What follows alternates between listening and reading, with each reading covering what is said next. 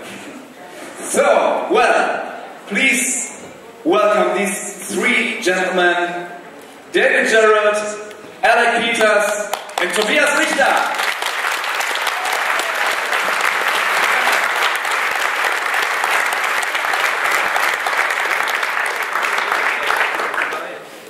Tobias, yeah, but I call him Tobias because, yeah, it's the German pronunciation. Do you like Tobias? Oh, okay. We call him many things. Oh. Okay, that's fine. Yo, I will give you my mic, and Alec, would you explain what you got in store for the audience? Okay? Thank you. And we got a fourth mic in the center. If you got any questions, please go to the mic. And don't be shy, step close to the mic so everyone can hear your question. Okay? Yo, enjoy.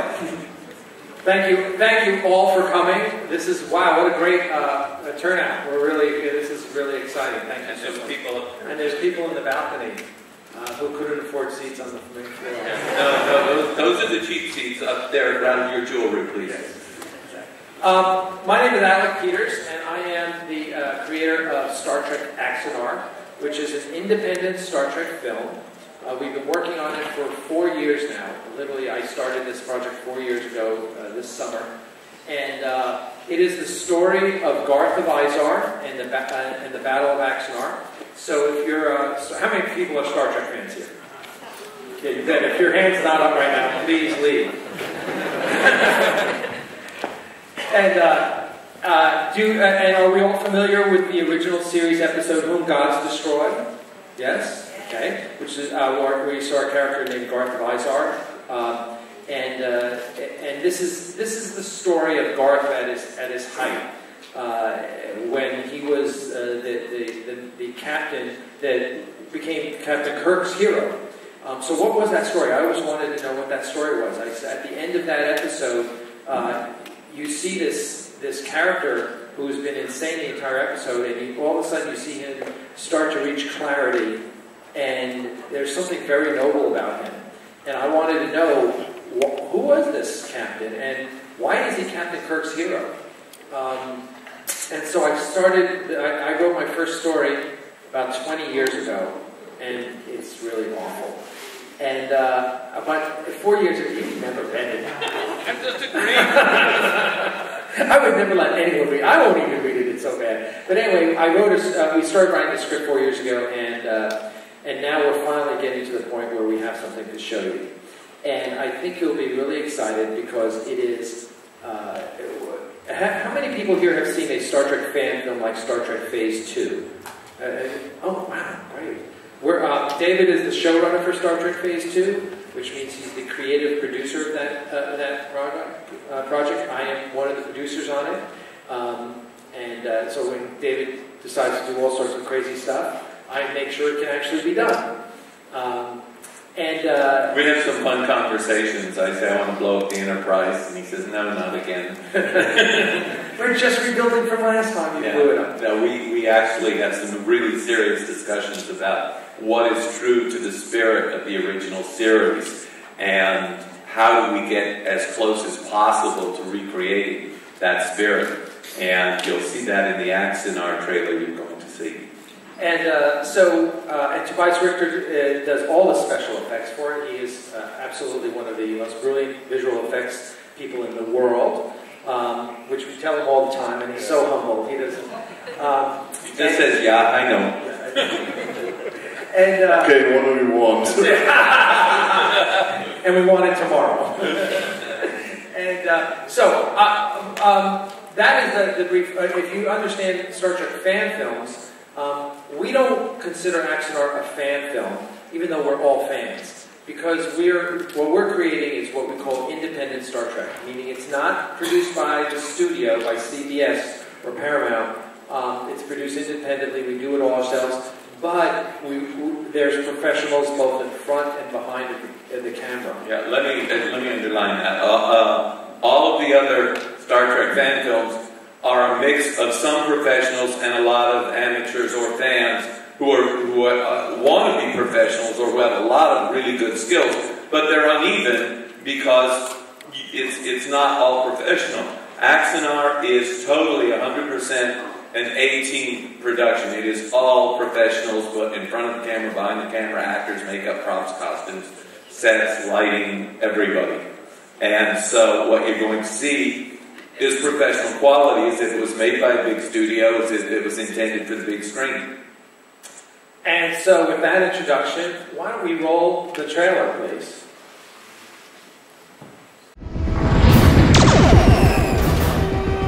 We are facing an enemy that is consumed and committed to our total destruction.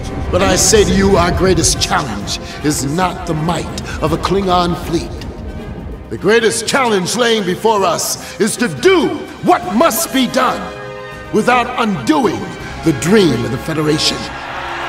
The first goal was to create a class of ship that could spring Starfleet back into action, back into battle. It was the first pure warship that Starfleet had ever built. Well, that was Ramirez's first roll of the dice. And they landed exactly the way we wanted them to, the way we needed them to. At that point, about the only thing we were doing that impressed the Klingons was dying well. Starfleet was never seen as a match for the Imperial Navy. Certainly not one that would impede the growth of the Empire. The bad blood between the humans and the Klingons meant that the job of preventing war and leading the peace delegations fell to Vulcan. Regrettably, we failed. Day after day, it was the same thing. I'd get called in to support some kind of counterattack. By the time I got into orbit, my orders had been changed. Battle was already over. Our ship captains finally started giving the Federation its due as a worthy adversary. But in the 2 years we wasted in our arrogant belief we were superior to the Federation, we had lost the advantage.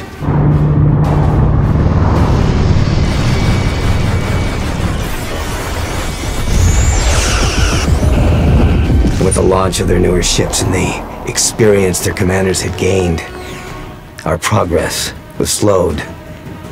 Axanar was the bloodiest conflict in the Federation's short history. We didn't sign up to be warriors.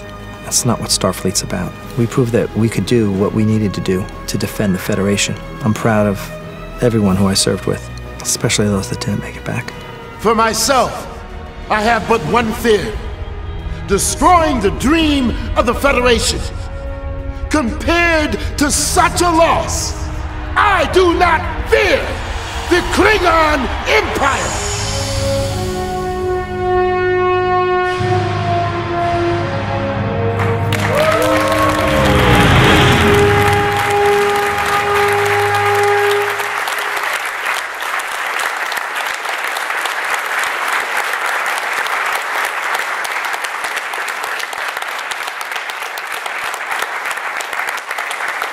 You guys ain't seen nothing yet. That was just a warm-up. So, I should tell you, Prelude to Axanar is our short film, which will be out middle of July. And what we wanted to do is create something that was, as we say, a proof of concept. We want to create a short film that would allow us to bring our team together to do something that was a precursor to the full-length feature of Axanar. And actually work as our Kickstarter video. How many people know what Kickstarter is in here? Oh, okay, good. So I assume you will all donate to our next Kickstarter campaign, since you know about it.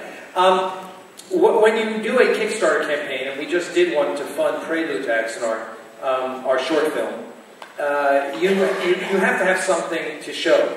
How many people saw our previous Kickstarter? A few of you. Okay. We did a little video. We did it literally in my apartment, but we had Richard Hatch there and a bunch of us, and we edited it, and it was very professional. We had Tobias' wonderful special effects. We raised $100,000 US to do this, which was wonderful and way unexpected. And so Prelude to Axanar, the short film, will be... it's about 20 minutes long, and it is a History Channel style special, as we say. I think you have something like History Channel here in Germany.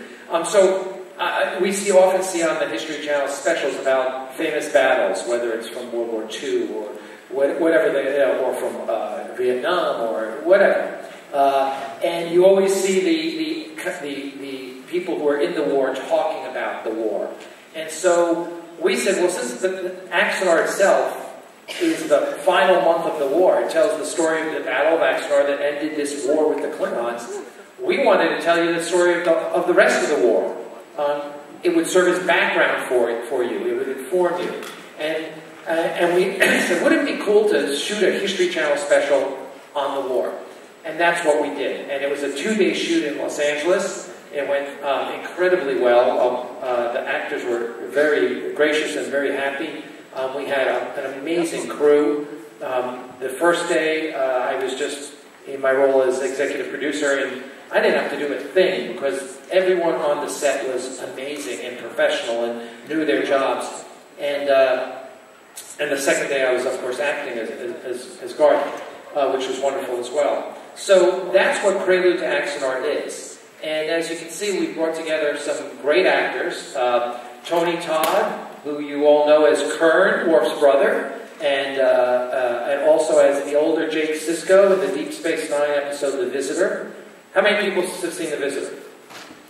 How many of you have cried in The Visitor? All right, come on. You lowered your hands for it.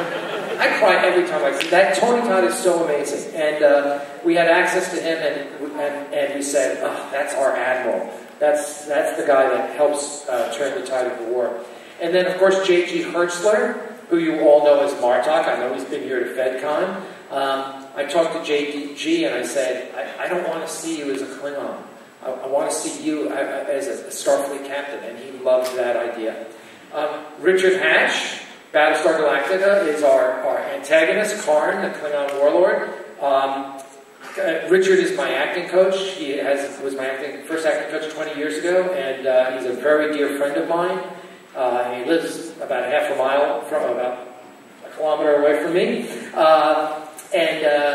And so he was the first person that I got involved with Axanar, the first actor. And he does a wonderful job, as you can tell. I mean, some of you probably didn't even realize that was Richard Hatch. And then, of course, Gary Graham is reprising his role of Saval from Enterprise. This takes place, I should tell you, that Axanar takes place 20 years before the original Star Treks. Okay, so it takes place in the year 2245. So that's 80 years after the last episode of Enterprise, 20 years before the first episode of the original series. And so in Craft again, we came up with the idea that Saval is at the end of his career, and he's retiring. He's passing the baton over to Sarek. You will see a young Sarek in Axanar. But the opportunity to work with Gary Graham was just wonderful. And so you'll see that. And then Kate Vernon as Sonia Alexander, the Starfleet captain who you saw on screen. She was wonderful to work with. She's an amazing actress. How many people have seen her in Battlestar Galactica? Is that on time? Yeah. She was Christian Gossett, my director, and I met her at WonderCon, a convention last year, and we were just taking with her, and we walked away from her. Richard Hatch was signing autographs right next to her, and so Richard and I are talking, and I met Kate because her assistant and I hike sometimes together, and as we were walking away, Christian and I said, we need to get her we need to write a role for her. So we wrote this great role, which is this awesome, excuse me, as we say in the United States, ass-kicking female starship captain. And so you'll really all enjoy that. So that's kind of where we're going with Prelude to Axanar. And then later this year, you'll see Axanar itself, which is a roughly 90-minute full-length feature, which we will do a Kickstarter program for. I will just, at this point, point out, you'll see we are all over the internet. You can find us at Facebook. We have a great Facebook page we update every day, Star Trek Axanar. On Twitter, you can find us on our website. We have Instagram. We have Pinterest. We have everything. So please follow us. Are we on Grindr? No. I don't even know if they have that here, so I don't even know if they know what it is. Okay, So just to tell you a little bit about how David and Tobias both got involved was, I guess Tobias was first involved about 2 years ago. I was at Star Trek Phase 2, and I wanted Tobias. I love his work, and I told him about the project, and I gave him the script, and he read it that night, and the next day we were on location, and he comes up to me and says, "Oh, I read your script." And I said, "Oh." I said, "What do you think?" No, actually I read it over lunch. Over lunch? Yeah. Wow, you're faster than I thought. It was that good, so I couldn't stop. And what did he say when you... Yeah, it's starship porn. It was perfect. Lots of starships, lots of battles, so I will have fun. Well, and the work you can see, all this is all Tobias's work that you've seen up here. We have another VFX artist, Thomas. Where are you? Raise your hand. Over there, who has done some work for the Prelude. So thank you, Thomas. He did the Klingon crash scene, right? He did this thing. You haven't seen it yet. Wait till you see it. It's unbelievable. I think all three of us are like all of you. We are all Star Trek fans. We are old Star Trek fans, young Star Trek fans. And so we love all aspects of Star Trek. So when I see the work of Tobias or Thomas, I love it. I'm a big, obviously a big technology geek as well. And it really, and the great thing about the work that these guys do is it makes us be better. Because I know Christian and I said a year and a half ago, we were just drooling over Tobias's work, and we said, wow, we better do something great, because or else the practical stuff is going to look bad in comparison to the state-of-the-art visual effects. So we're very thankful to have Tobias. And then David last year got involved. He's our story consultant, script consultant, script guru. I don't know. We haven't come up with a title. David came up to. We were at Phase 2, working on Phase 2 together, and David came up to me and said, I want to read your script. And I said, okay. I said, but please understand that it's not a Star Trek story, because we know that David knows more about Star Trek than anybody. I said it's a war story set in the Star Trek universe. And I wanted to set that expectation. And David said to me, oh, I love war stories, which kind of surprised me. So I was like, oh, great. Well, one of my big hobbies, big interests, is the 20th century, especially World War I and World War II, and how those two events shaped the entire century. And so the idea is if you can take the essence of World War II and put it in space you don't have to, as a science fiction story, you don't have to worry about it being historically accurate. You can be dramatic to the events you want to tailor while still setting it against the drama of a war background. And I think that makes for some incredible storytelling possibilities. And so David came back the next day and said, came up to me and said, I read your script. And as I always say, I had the worst fears possible. I'm thinking that he's going to bring out a paper bag, a plastic bag with my script in it, and it's going to be dripping in red ink. And David liked it. Yeah, what I said to him is, it's a good script. It's close to final draft, but you need to make sure your military aspect plays like military. Gene Roddenberry used to say, if I wouldn't believe it on the bridge of the battleship Missouri, I won't believe it on the bridge of the Starship Enterprise. Well, that's the kind of where you go with Star Trek, is you want to have it be as believable as possible. So what I said to Alec is, I want you to go and check out several submarine movies and destroyer movies. Mr. Roberts, Run Silent, Run Deep, The Enemy Below. I said, and there's this German one. You want to get the whole mini-series of it called Das Boot, and you want to look at how they really evoke the feeling of being aboard a submarine. And look at the production values, because that's the feeling you want to evoke. And Alec went off, good for him, and he rented those movies or bought them. I don't know what you did, or downloaded them illegally.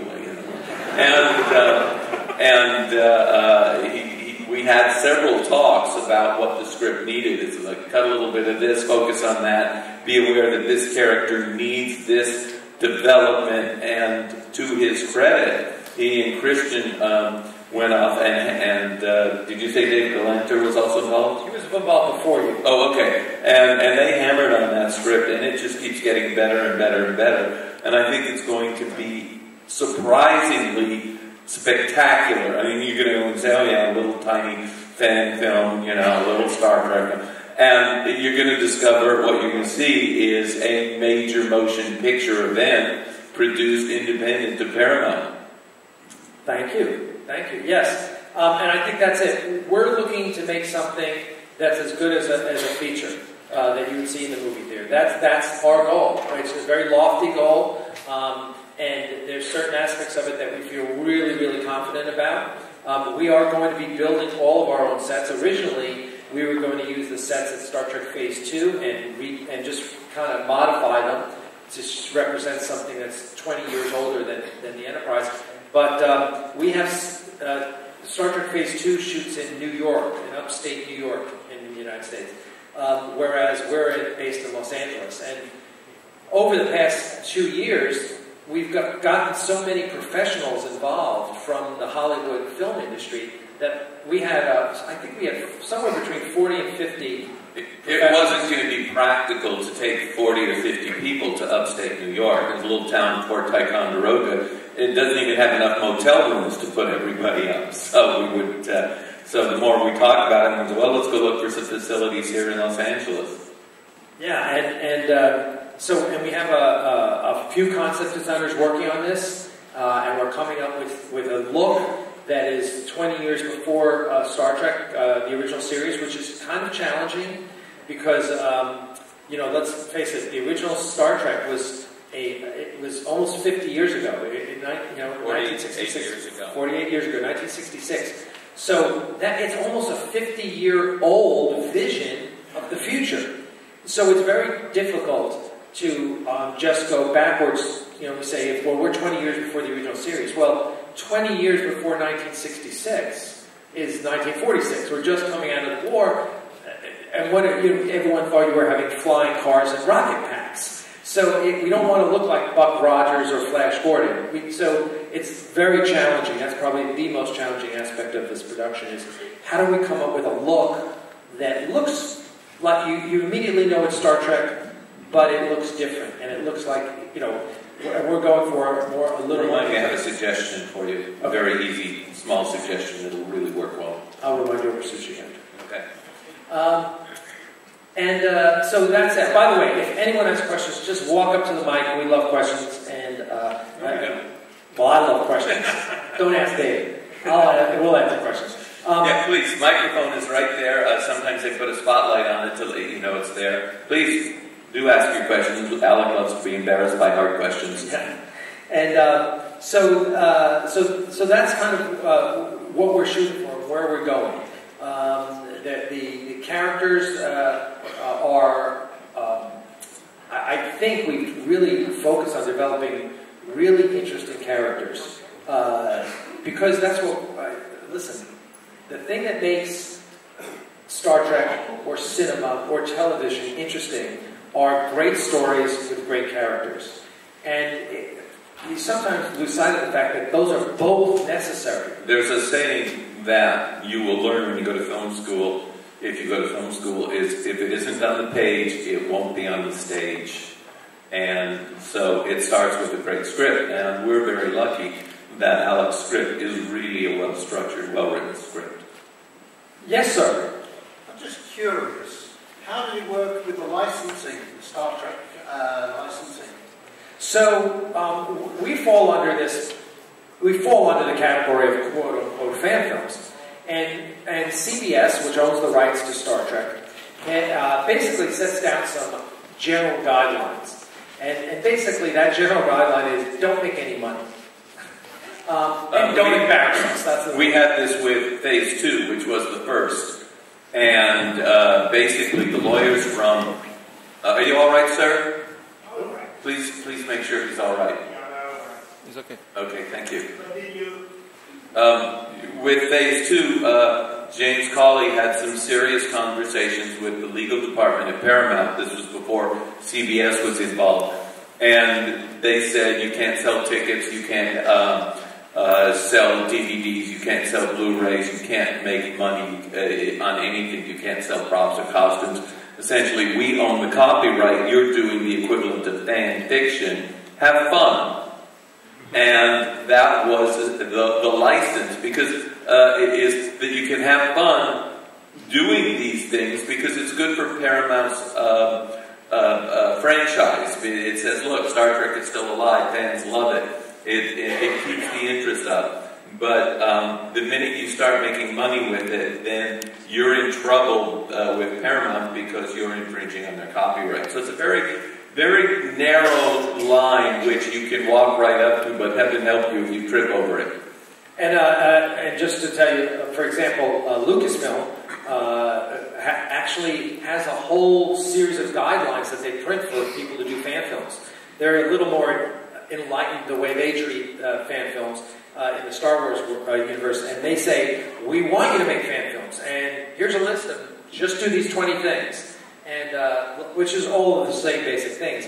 Yeah, and don't do porn. Yeah. You know, don't do things with our characters that are not our characters. Diminish the idea. Yeah. And they even have film festival, at Celebrate. They even released a DVD or Blu-ray of the best fan films. They have a contest, which are great. Yeah. So, and one of the things I want to talk to Dirk, the wonderful promoter of FedCon, who deserves so much credit for doing this amazing event, is I really want next year to do a Star Trek film festival here, where we bring all the fan films here and show them all, and set up a room where they're just running, and give out awards and everything. So I'm committed to supporting. I work with, obviously I work on Phase 2 with David. I work on Star Trek Horizon, which is another up-and-coming amazing project. I've helped out Star Trek Intrepid, Nick Cook over in Scotland, who does an amazing job. So I'm a big believer in sharing the wealth and supporting everybody. So thank you for your question. Sir. Hello. First, my English is not so good. Tell you what, if you want, you can speak in German and Tobias will translate. But I think I have heard the name Khan. Did I hear wrong, or Not Khan, but Karn. Oh, Karn. Okay. Yeah, it's a K-H-A-R-N. Okay. Yeah, it's a different. But the point what I wanted to ask you is, you have the old Enterprise 1701 from the original story, the series, and you have the Enterprise NX-01. And the older Enterprise looks newer than the later one in the 60s. So how do you manage this? What did the design of Paramount for the new for the NX-01 was it in any way something you I think we get your question. I hear you struggling. It's how did we design the ships so they fit into the Star Trek universe timeline? Is that your question? Yes. Yes. Yeah, since our movie plays 20 years before the original series, we won't have any design influences from Enterprise. So we won't see the Annex, we won't see any of the ships from that area. What we try to do is to take the TOS ships, the basic design, and try to mix it a little bit with what we saw on JJ's Star Trek movies. The Kelvin, for example, was a fan favorite, was very good design, and we tried to take several elements from that design, mix it with the TOS Enterprise, and came up with a, I think, rather unique design for our ships that still fits into the TOS lineage. It's not as modern as the NX, but I think it will fit pretty well inside. Yeah, go ahead. And have the Star Wars 1 to 3, the design, the change to older one, did it influence you by your design? Wrong franchise. Yeah, I'll tell you one thing. Here's the one thing that Star Wars, the prequels did well. When I saw the ships in the prequels, I said, oh, okay, those make sense as the ancestors to the ships I see in Star Wars.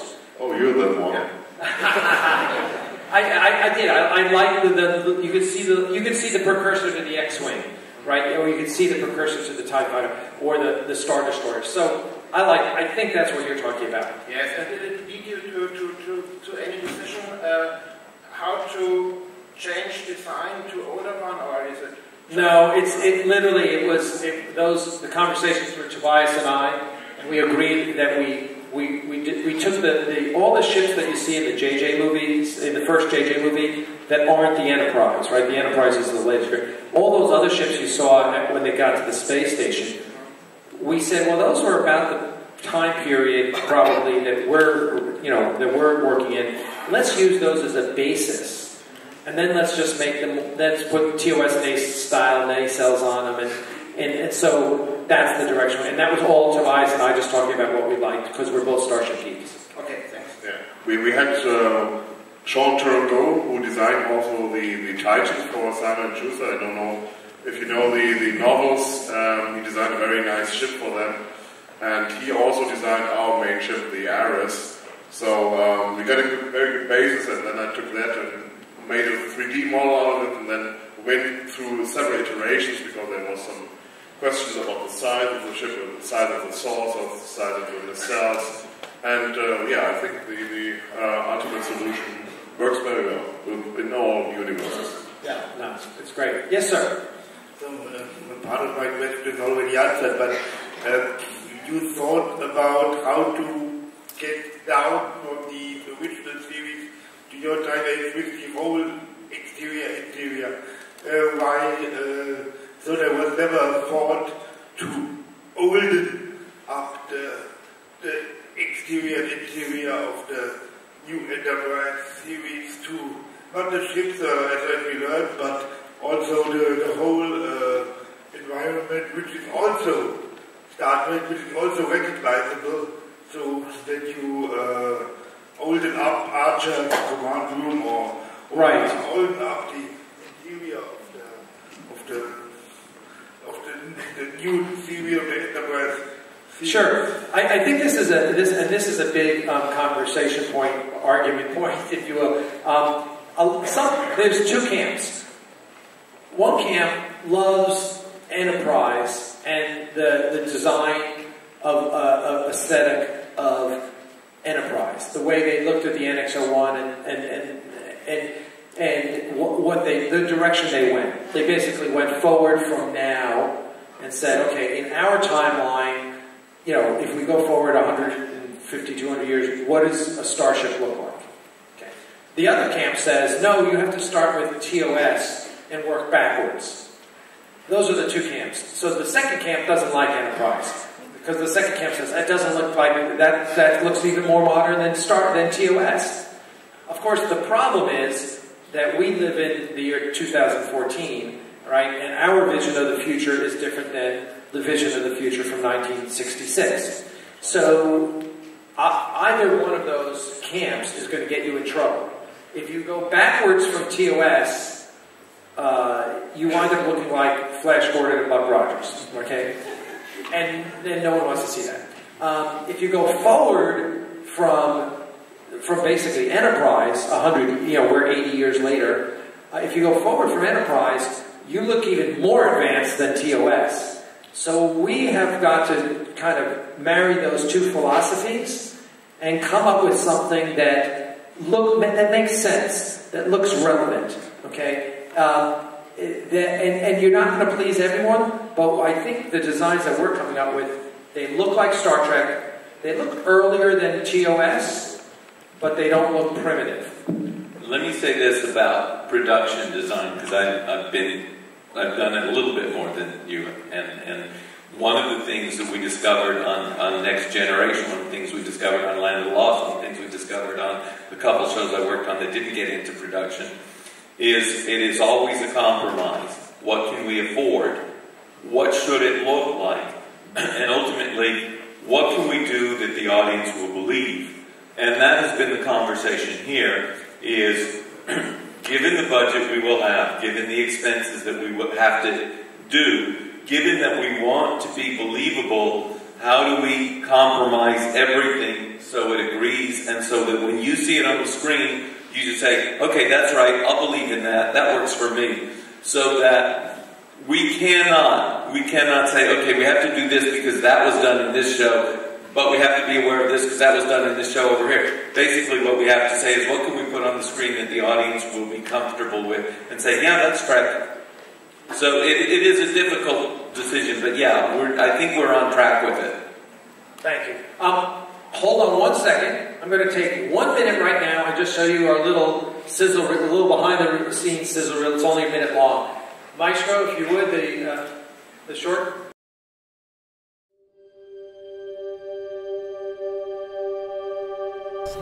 Okay. Okay, we're going to reset. We're going to go one more time. All right, settle in. We're going. Hey, Mark. Not all films are produced like this one. To come to Hollywood, there's no difference between this and any other terrifically managed and organized independent production I've ever been a part of. This is much better than almost all of them. I really got a sense that I was going to be in good hands and that this is going to be a real production, and it's amazing. Like, everything about it is totally professional and wonderful and up to par and fun to be a part of. I do not fear the Klingon Empire! That's a cut.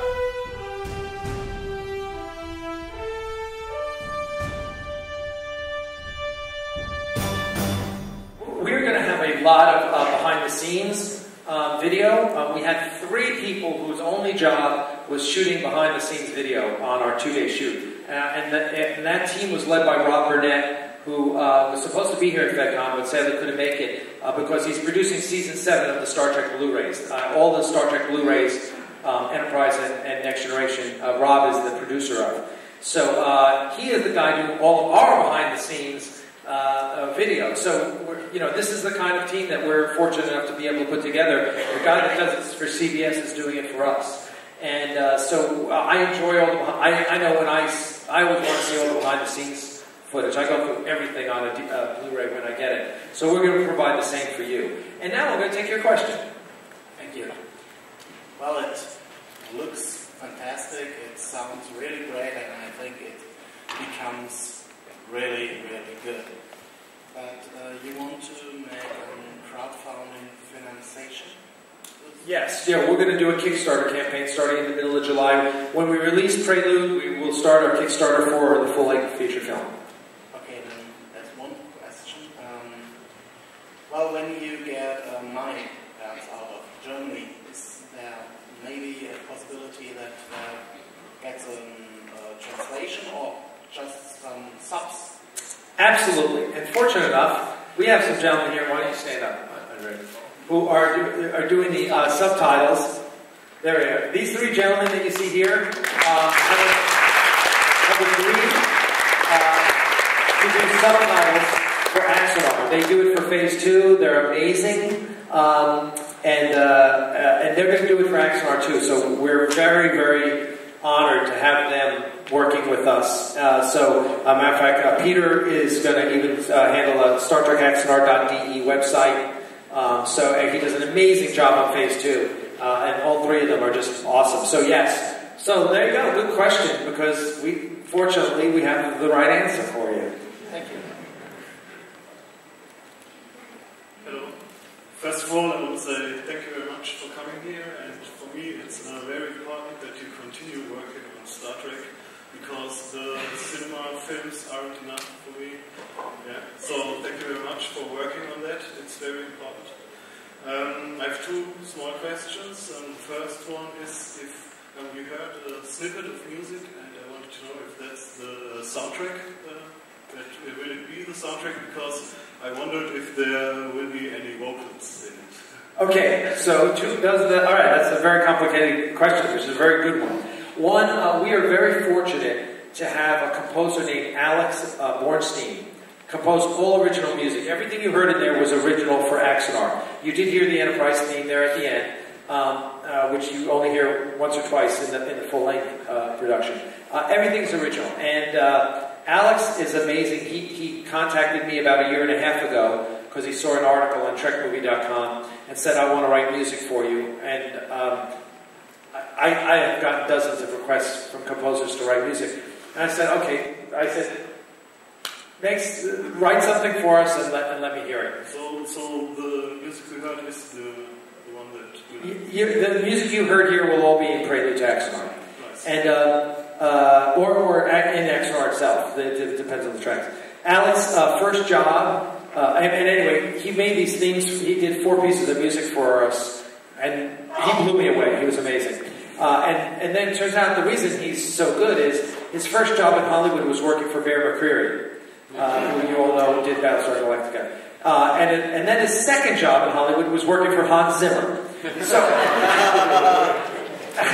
he's amazing, and the music will bring tears to your eyes. It's just, it's mind-boggling good. You then asked about Vulcans. This is really important. Why do we not see any aliens on the Enterprise in the original series? All right, half of an alien. You see Spock, he's half Vulcan. Okay, but why not? Well, what we assume is that at this point in the development of the Federation, only 80 years later, all the races are still on their own ships. They may be Starfleet ships, but they're crewed by Vulcans or Andorians or Tellarites or Alpha Centaurians or humans. And so in Axanar, you will see a ship full of Andorians. You see an Andorian captain with an Andorian crew on the bridge of their ship. That's important to us. Okay, one last question is I like Voyager very much. So I asked myself if it will be only a war movie or if there is some deeper story inside. Well, that's a great question. A great question. Because here's my take on it. War movies are personal movies. A war is a setting. A war is not a story. Okay? If it's a story, then you're making something like The Longest Day or something. But think of all the great war movies. Das Boot. Okay? Saving Private Ryan. Pan. There's personal stories. Right? So it gets back to its story and character. And Axanar will not work if it's a story about the war. That's why we're making Prelude to Axanar. Prelude is all about the war, to give you all the information you need about the background. Axanar is the story of Garth of Axanar. It's his story. And understanding what makes him a great captain, and because he's a great explorer. Okay, and you see at the end there what we wrote for him, for Garth. And it's about he didn't sign up for Starfleet to fight a war. They're reluctant warriors. I know you have something to say about this. Well, yeah, this was the discussion why I pointed Alec to those movies I mentioned earlier, Enemy Below, Run Silent, Run Deep, Das Boot, is that the war in those stories is the background. And in the foreground, the importance of those stories is the people who are caught up in the war. And that was one of the notes that I gave to him on the script. I said, for this thing to work, it has to be about the people, what they learn, what they grow, that this story is about how this person became this person. How did, it's like Star Wars is about how this farm boy became a Jedi Knight. So this is how Garth went from being a captain to a hero. And what he had to learn along the way. Okay, thank you very much. You're welcome. Thank you for your questions. Hi there, hi Toby. I'm a huge Star Trek fan myself, and the question is, since you were saying that you're involved in various projects, are they, the films, the independent stuff, are so connected to each other that there's a possibility that there will be a future external franchise, enterprise thingy going on? I mean, because there are a lot of people saying, oh, we want the storyline to go further after Voyager. As well as there are a lot of fans saying, oh, we want to see what's going on before Kirk. And if you put that all in the same boat and put it on an equivalent storyline, that would be, I think, a pretty good idea. Do you think so? Yeah, I guess the little things that we do is, for example, Garth, myself, as Garth, I did my first piece for Star Trek Phase 2 4 years ago. That's how this whole thing got started. And then I reprised that role in their little vignette, Going Boldly, which hopefully if you haven't seen it, go see it on StarTrekPhase2.de. I've seen some of it. Yeah. Okay, so we interject. I like bringing, doing that, where we have a character. That's where Garth starts, and Garth is now a part of the Phase 2 timeline, both before and after when God's destroyed. Let me put in something I have said to Alec, and I've said it many times, and his eyes light up. I said, Axanar will demonstrate that you can create a team that can produce a professional feature for less money than a major studio could do. And that represents a possibility. You cannot make a profit. The agreement with Paramount is you cannot make money doing Axanar or Phase 2 or any other fan film or independent film. But if Axanar is looked at as a proof of concept that you can do a major film, then there are certain other franchises you can do that do not infringe on Paramount or anyone else's rights and could become a brand new space franchise that would be well worth the fans' time, because instead of it coming from TV writers and movie writers who only see science fiction as let's blow something up in outer space, we can return to the spirit of real science fiction that Gene Roddenberry embodied in the original series, that George Lucas did with the first Star Wars films. There are possibilities beyond Axanar. And so, before we start talking about, gee, let's do another independent film that doesn't make us money, I have said to Alec, I have said, let's do some stuff that we own that allows us to be our own bosses and in our own universe. And that is a possibility that Alec has acknowledged. We don't know when until we finish Axanar, we're not planning anything, but we have ideas. And at the same time, we've also had a bunch of fans say, when we mentioned that Michael Hudson was going to play Robert April, we've had people say, we'd love to see the early voyages of the Enterprise, right? So what about doing, a film or a series like that? So, as Spock said, there are always possibilities. So, yeah. The last thing I want to add is, I don't want that you misunderstood me. Your project is great. I want to see it fulfilled. No question about it.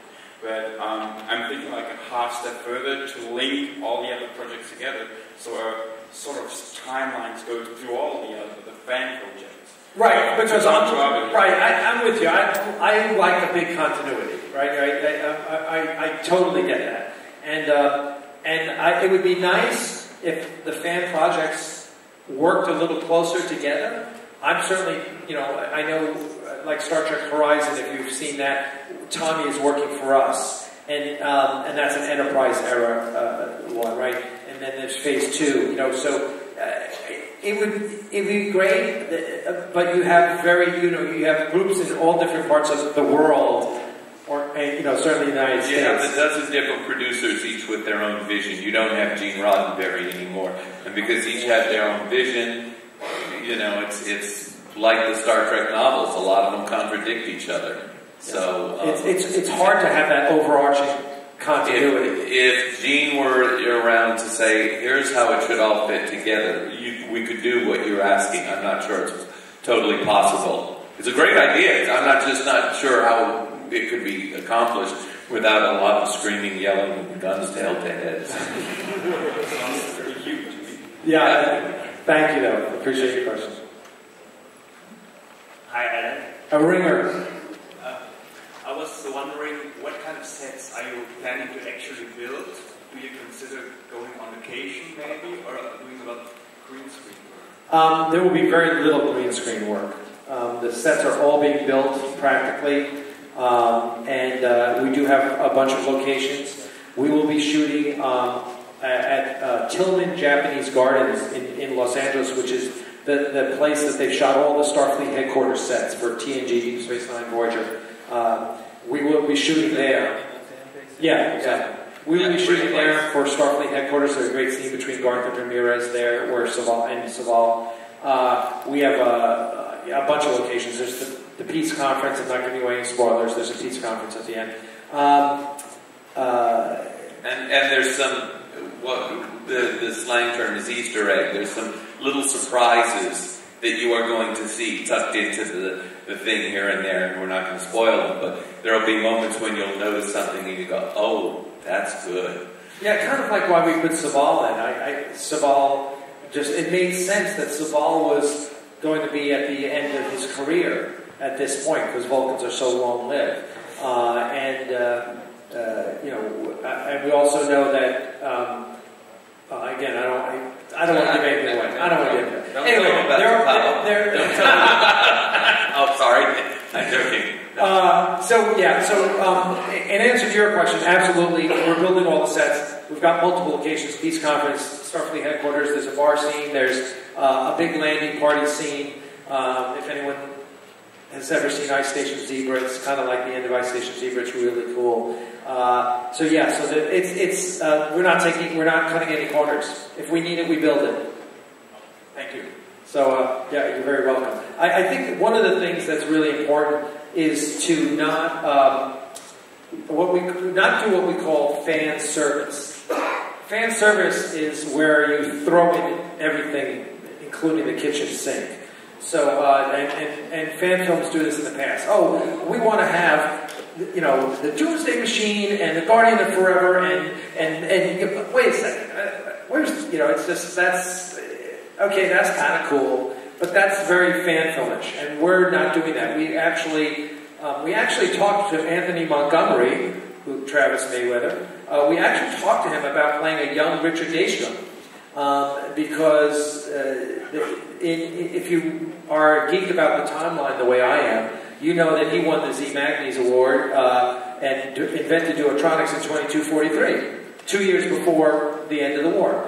And that actually plays. So that actually plays with the creation of the Ares class, the starship here. And we're like, oh, this is perfect. This is the big breakthrough. Duotronics is the breakthrough that allows us to build a ship that helps change the outcome of the war. And I talked to Anthony, and he's not a Star Trek fan, but I made him watch The Ultimate Computer, and we talked about this character, and we wrote lines for him, and it was great, but it just didn't work in the story.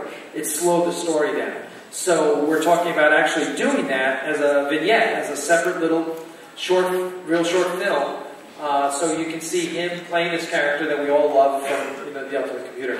But you don't want to do those things just to do them. Yeah, there's a thing called a Mary Sue, which is a kind of a story where, in fan fiction, where somebody writes themselves into the Enterprise, and it's called a Mary Sue because Mary Sue writes herself into Star Trek. Captain Kirk, she and Captain Kirk have this torrid affair, then she discovers that he is married to his starship and has no time for her, and her heart is broken. And there's been a lot of fan fiction that way. And we, at Phase 2 and at Axanar, we have kind of looked at scripts and said, if it even smells like Mary Sue, we're not going to do it. And in fact, on a recent script we worked on, which has not been shot yet, but a recent script we worked on, one of the major things we did in the rewrite was to trim out a certain plot point that looked too much like a Mary Sue, and say, let's do a real Star Trek story, not a fan Star Trek story. And that's what we're looking at here, is how do we do a story that is consistent with professional level Star Trek?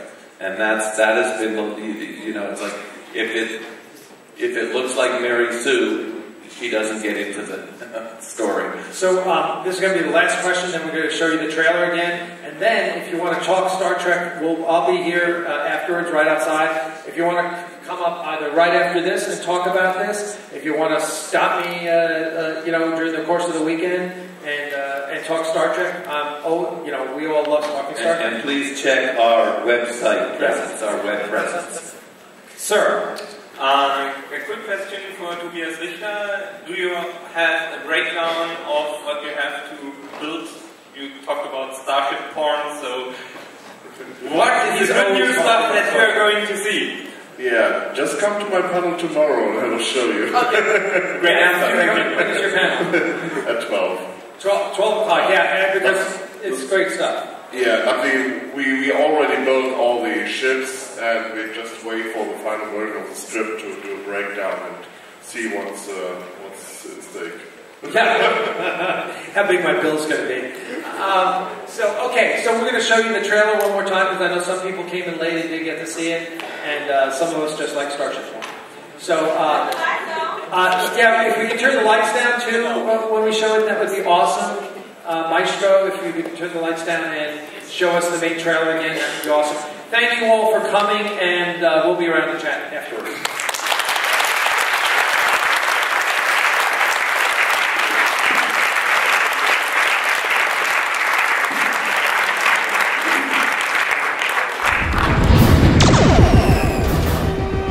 We are facing an enemy that is consumed and committed to our total destruction. But I say to you, our greatest challenge is not the might of a Klingon fleet. The greatest challenge laying before us is to do what must be done without undoing the dream of the Federation. The first goal was to create a class of ship that could spring Starfleet back into action, back into battle. It was the first pure warship that Starfleet had ever built. Well, that was Ramirez's first roll of the dice. And they landed exactly the way we wanted them to, the way we needed them to. At that point, about the only thing we were doing that impressed the Klingons was dying well. Starfleet was never seen as a match for the Imperial Navy. Certainly not one that would impede the growth of the Empire.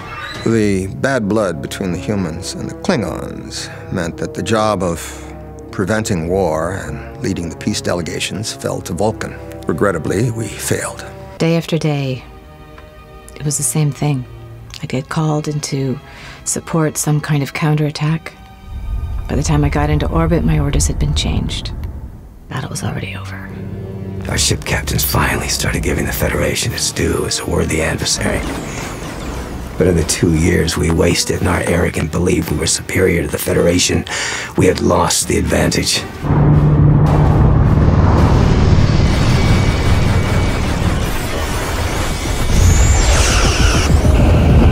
With the launch of their newer ships and the experience their commanders had gained, our progress was slowed. Axanar was the bloodiest conflict in the Federation's short history. We didn't sign up to be warriors. That's not what Starfleet's about. We proved that we could do what we needed to do to defend the Federation. I'm proud of everyone who I served with, especially those that didn't make it back. For myself, I have but one fear: destroying the dream of the Federation. Compared to such a loss, I do not fear the Klingon Empire!